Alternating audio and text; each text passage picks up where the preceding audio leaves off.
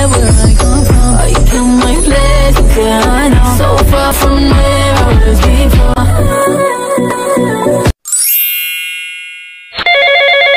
Hello? Listen to, really wanna talk to you.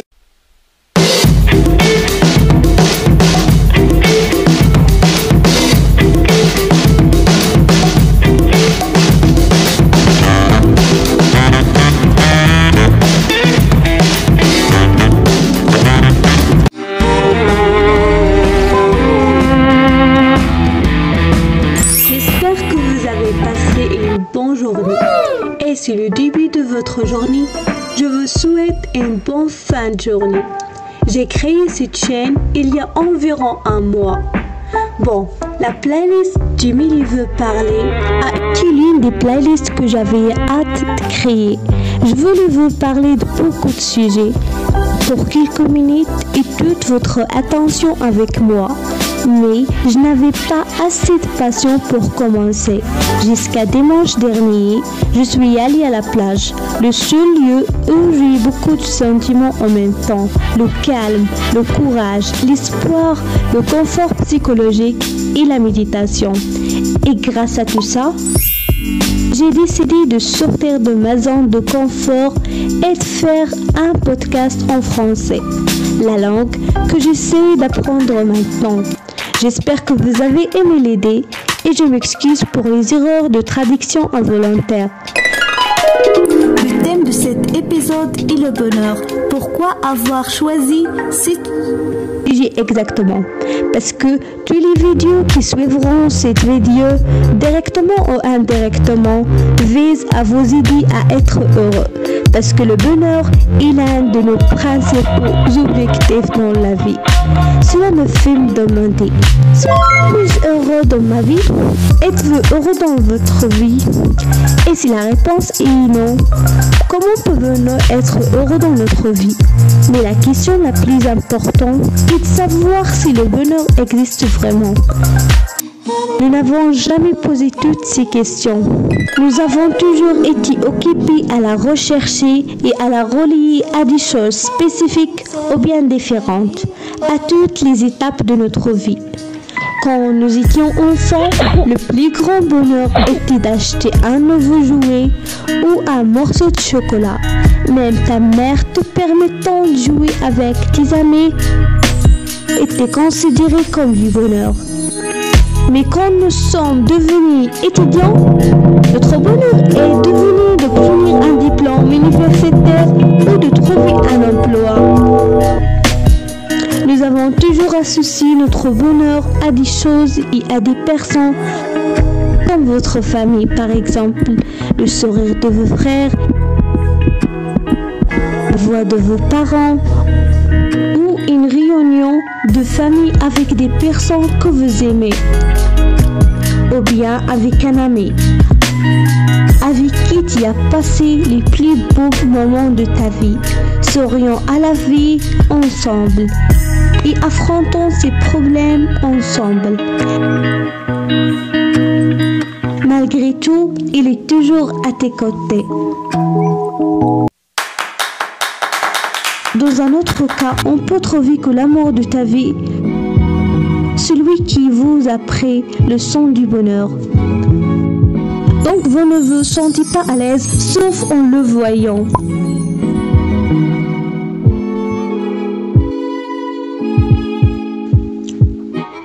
Vous vous sacrifiez l'un pour l'autre et vous vous souvenez de la première rencontre, du premier regard et du premier mot.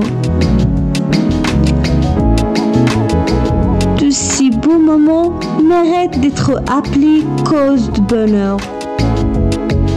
Et il y en a d'autres. Il suffit de tourner la tête à gauche et à droite. Nous retrouvons une personne dont le destin est son bonheur. Et une personne qui est au sommet de son bonheur lorsqu'il chante ou danse. Et un autre, son bonheur et dans un film avec fin heureuse. Pour le regarder pendant son temps libre.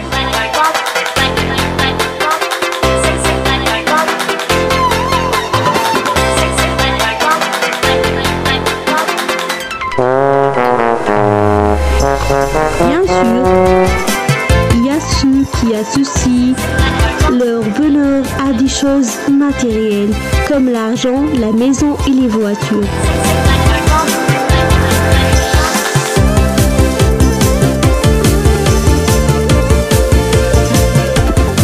Et il y a ceux qui se sentent heureux tout en construisant leurs rêves et leurs objectifs.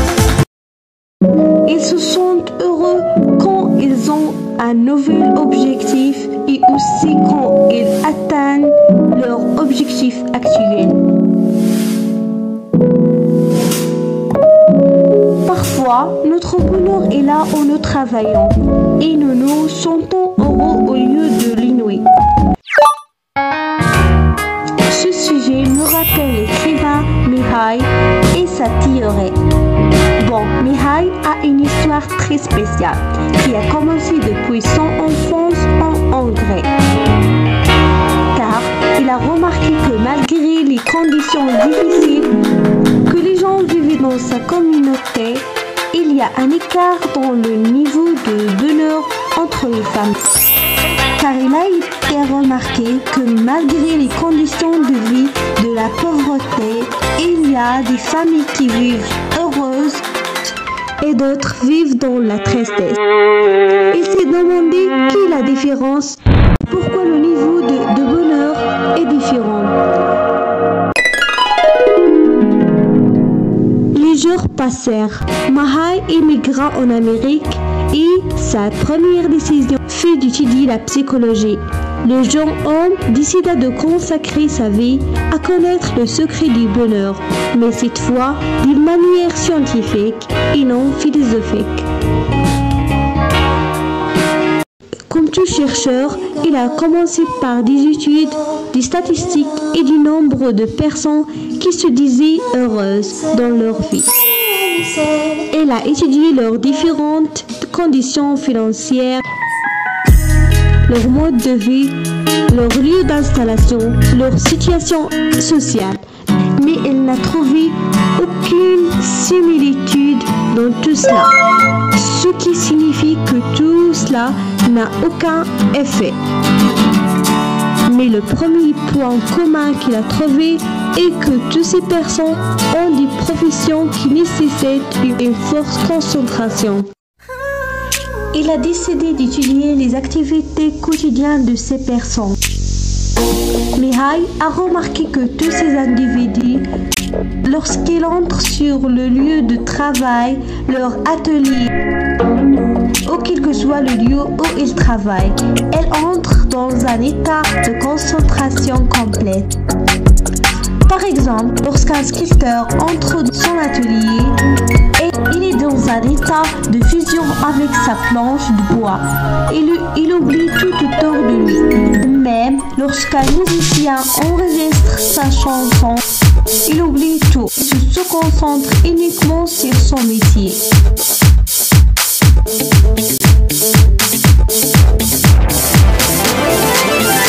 Ce cas a été répété avec toutes les personnes de cette étude, quel que soit leur domaine de travail.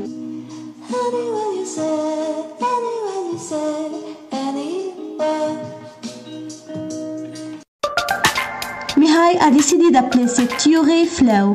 Et maintenant, cette théorie est utilisée par tous qui parlent du sentimental ou bien de la performance, car elle mérite d'être mentionnée. Par conséquent, je vous invite à lire sur cette théorie et à connaître ses caractéristiques.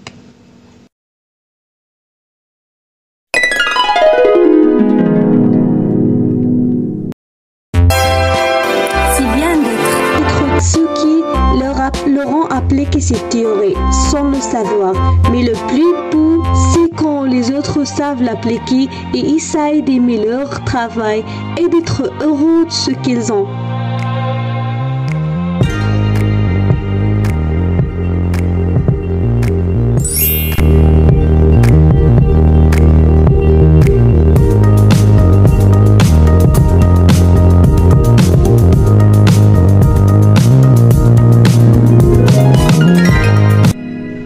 citation de Socrate que j'aime beaucoup. Bon, il a dit, le secret du bonheur, voyez-vous, n'est pas trouvé dans la recherche du plus, mais en développant la capacité de jouir de moins. Alors, c'est bien de vouloir atteindre de plus grands objectifs, mais nous devrons toujours apprécier ce que nous avons et en être heureux, car le bonheur vient de l'intérieur de nous. Vous êtes le seul qui a le pouvoir de vous rendre heureux. Arrêtez de lier notre bonheur aux choses et aux gens. Bien que le bonheur ne signifie pas l'absence de souffrance et de difficultés, mais plutôt et la motivation pour la surmonter et atteindre le succès. N'oubliez pas de réfléchir au bon moment de votre vie. Rappelez-vous toutes les difficultés que vous avez surmontées et vous verrez que vous avez vécu de beaux moments. Rappelez-vous combien de fois vous avez vaincu votre faiblesse. Appréciez ce que vous avez, même s'il est simple. Les autres le souhaitent. Bénéficiez, apprennent de votre passé. Soyez enthousiasme par votre présent et optimiste quant à votre avenir. J'espère que vous avez aimé le premier épisode d'Aimez-vous pareil. Je vous parlerai dans un deuxième épisode. Et je vais considérer cela comme un défi. Merci d'avoir regardé cette vidéo. J'espère que cela vous a plu. Laissez vos opinions dans les commentaires et répondre à tout. Profitez de la vie. La vie c'est joli, c'est beau.